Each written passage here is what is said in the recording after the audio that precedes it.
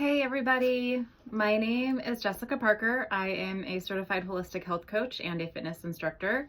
I teach barre and PIO, and I have a master's in health psychology. So I have a strong interest in all things holistic and really just putting all the pieces together when it comes to health, whether it's mentally, physically, all the things. I really work a lot with women having to do with hormone and thyroid issues, but I have kind of an interest in all of it. So I kind of nerd out on all things holistic health. Today I want to talk about thyroid and cholesterol, kind of like dip into a little bit of both because they are interrelated, and I'm hearing a lot of stuff about both of these things from just people, whether it be friends, whether it be clients, whether it be just people on social media, and there's a lot of confusion out there. And so first of all, I want to talk about thyroid because the numbers that you need to have checked and then how to look at the numbers is it's kind of confusing, but it's especially confusing when doctors are not giving you the big picture. Well, they don't really understand it themselves. And so thyroid can be a little complicated, and maybe that's why they don't know. I don't know.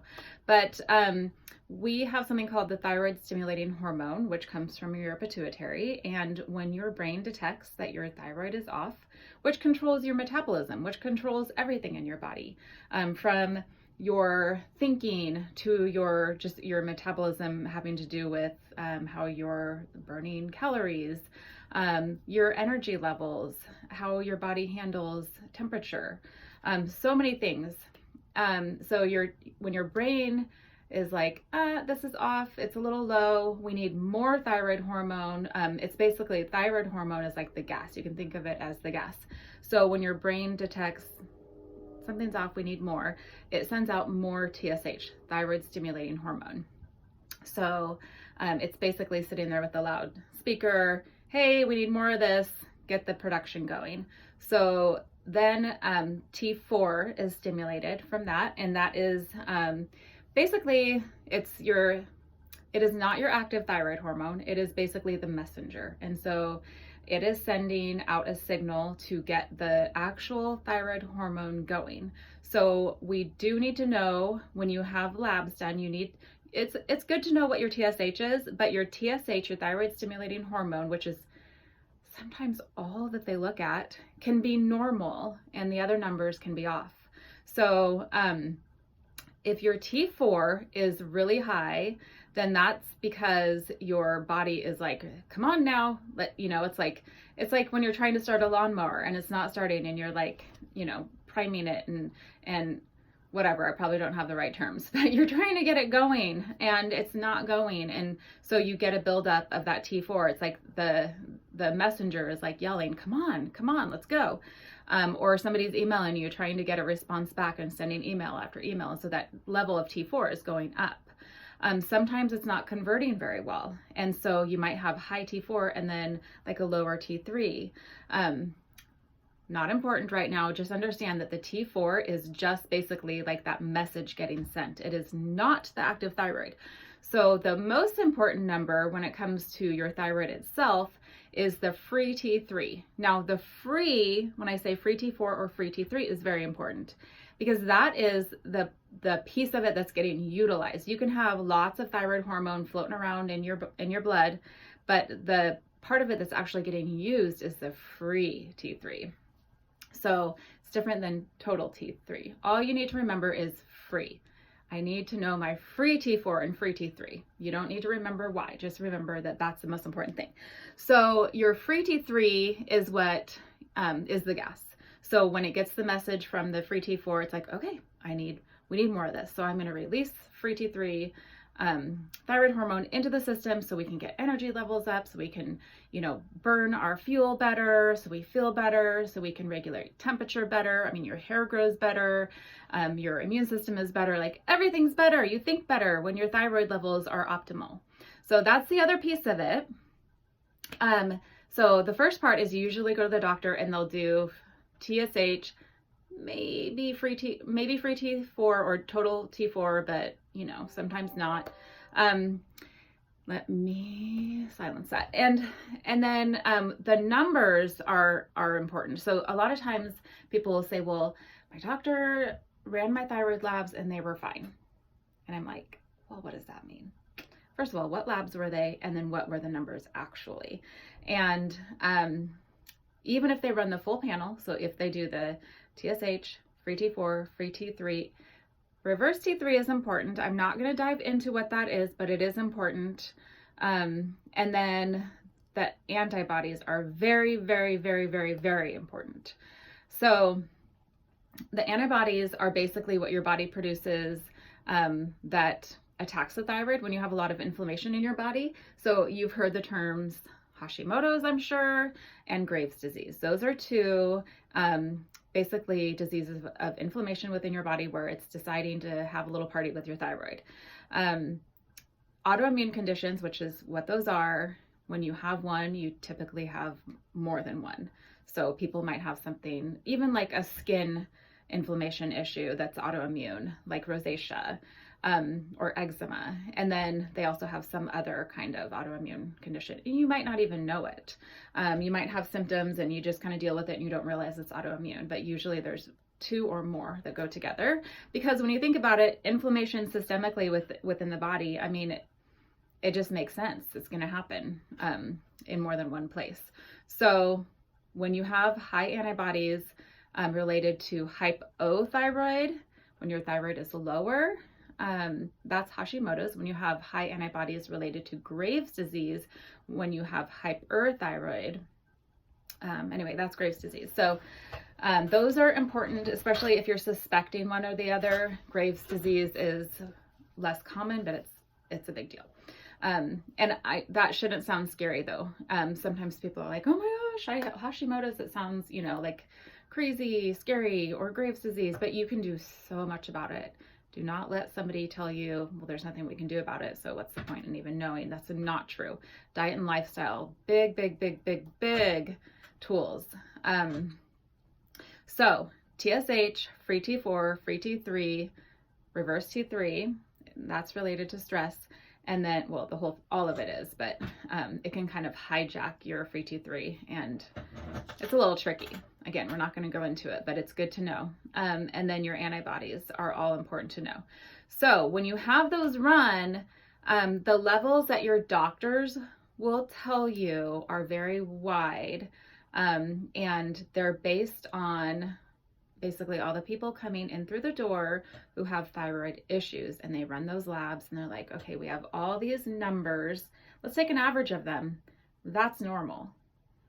But it's not normal. Like, I want to know what my thyroid number should be for somebody my age, a woman, and who's feeling amazing, whose thyroid is at an optimal level. So that's where we want to compare. And so those numbers are much smaller, or there's a much smaller span.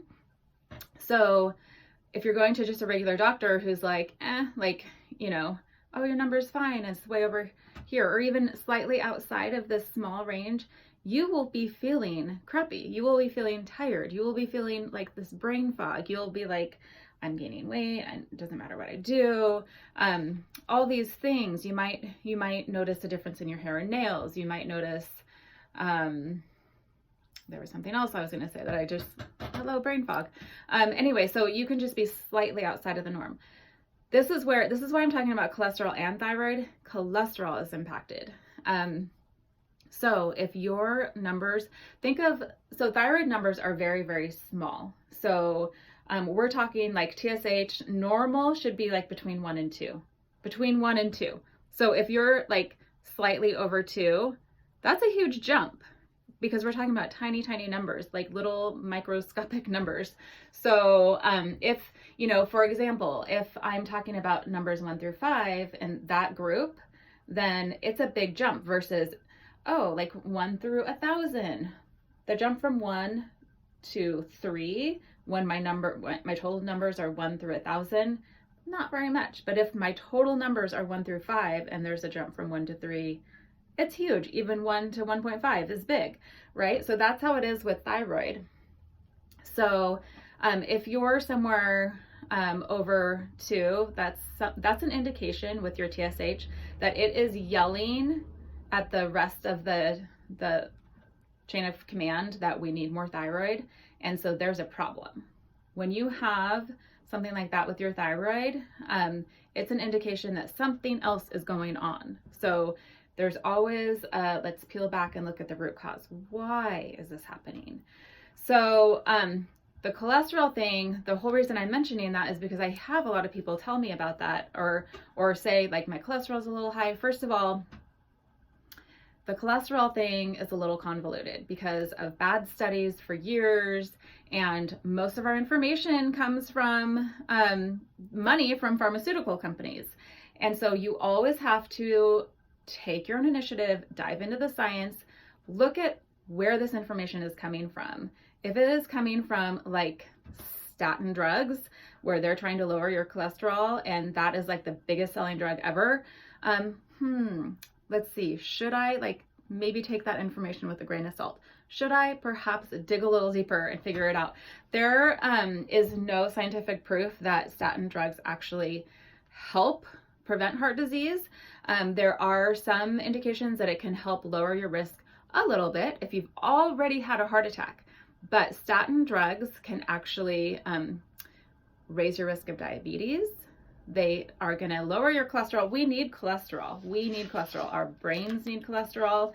Our hormones, they're a precursor to hormones. Let me just, I have some notes here. So cholesterol is an important constituent of cell membranes. It facilitates communication between our cells. It helps the function of our brain and nervous system. It's very, very important for memory function. It's a precursor for vitamin D, which is actually a hormone. So many people are low in vitamin D and depressed, low energy. You need cholesterol. It's a precursor for estrogen, progesterone, testosterone, cortisol, aldosterone. It helps in bile production, so it helps absorb fat from the intestine. So I'm not going to go into this, but I know a lot of people who are like, gallbladder stuff, and their doctor just takes it out. Well, maybe dig a little deeper, and perhaps it could even be a cholesterol thing. We don't know. I'm not saying all of it is, but I just feel like there's so much, like, let's just give this a pill, give that a pill, do surgery. Like, it's just this quick, like, that's how it is without digging deeper into the root cause. Cholesterol acts as an antioxidant and an anti-inflammatory.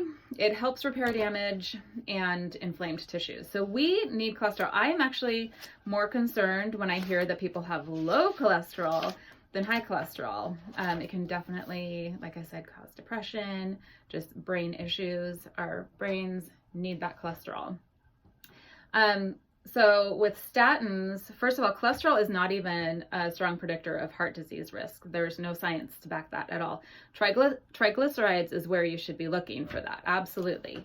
And where does that come from? That comes from high carb foods. That comes from lots of glucose. That comes from, people think, well, I'm cutting out sugar. Well, fruit is sugar. And we in our society are like fruit all day long, like smoothies, all the things. And fruit historically was more of a dessert. I mean, it's so high in sugar. I love fruit, but it is high in sugar. It needs to be like this much of your diet, not like all the things, all the fruit all day long.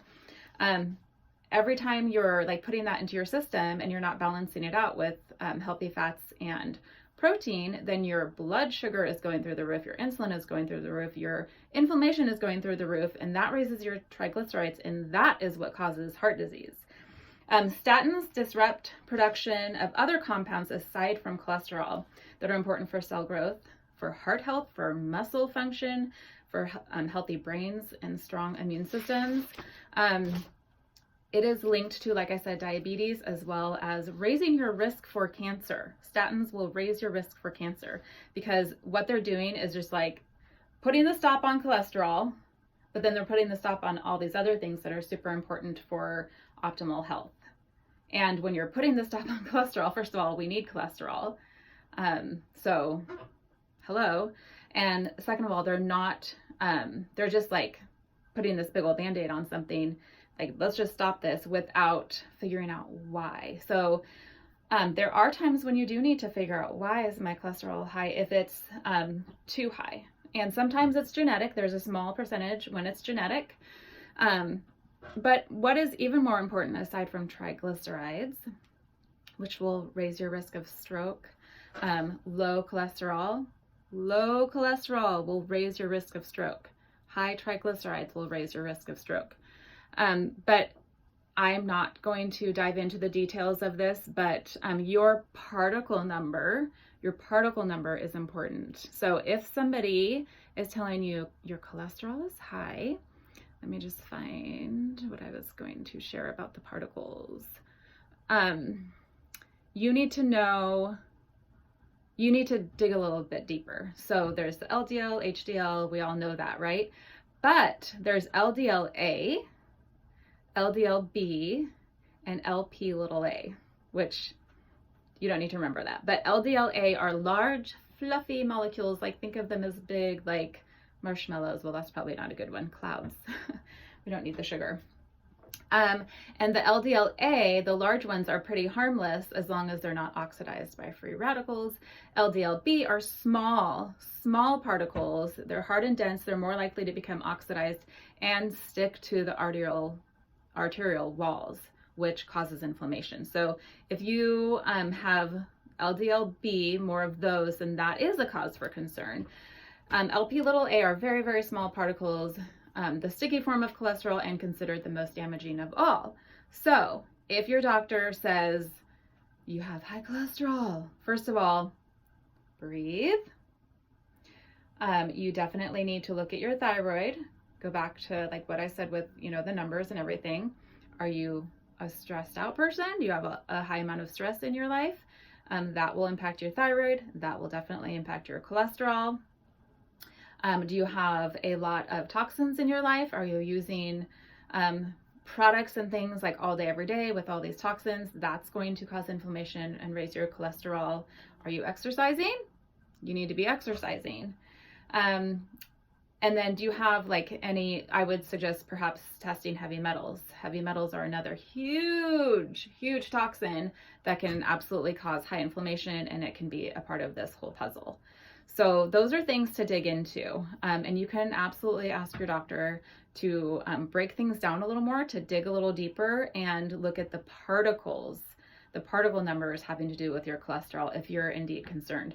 But if A, they're not really going to listen, and B, maybe you're like, oh, I'm not sure if I really need to freak out that much, what you can do is just go back and address those issues in your life that I just mentioned. And another one is gut health.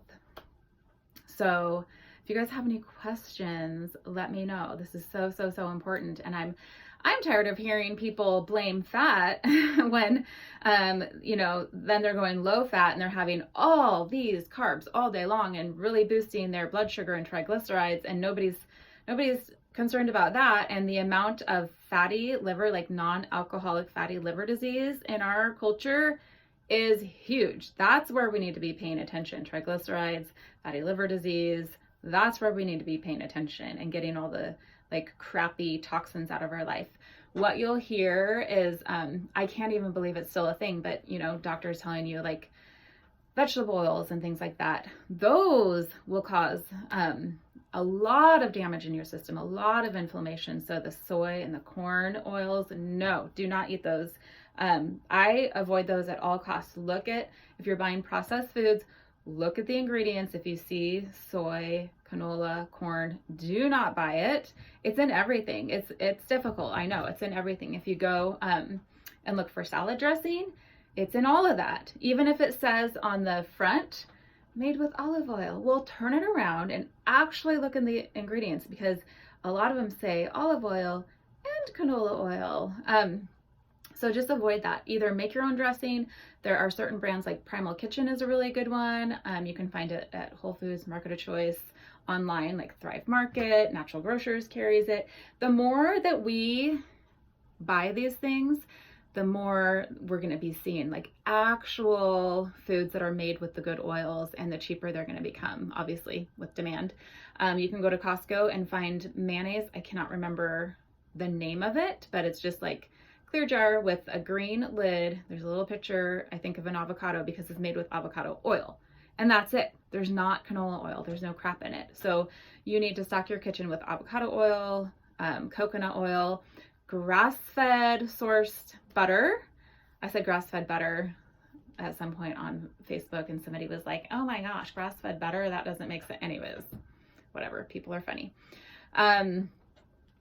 Coconut, olive, avocado, grass-fed butter, grass-fed sourced butter, things like that. You can, you can get crazy and do macadamia nut oil and walnut oil if you want, but those are the big ones. And then just really paying attention to what is in the food that you're eating. If you go to a restaurant, I can pretty much guarantee you're getting a crap load of canola oil. So, I mean, I don't eat out a lot. I like to know what I'm putting in my body. So if you guys have questions, please let me know, and please talk to people about this. I mean, so many people, they're like, oh my gosh, I have high cholesterol, so thank God my doctor put me on a statin or whatever. And it's like, oh, that's the worst thing you can do. You will, I've seen people just really struggle with depression, or their hormones just get jacked after that, or, they just have, like, I've said this already, but it's linked to cancer, and I've seen it happen. Now, I'm not a doctor. I'm not a researcher. I didn't test that person, but it just like this and then this and then this, and now they have cancer. Like, you can see it. So, all right, you guys have a wonderful day, and thank you for watching.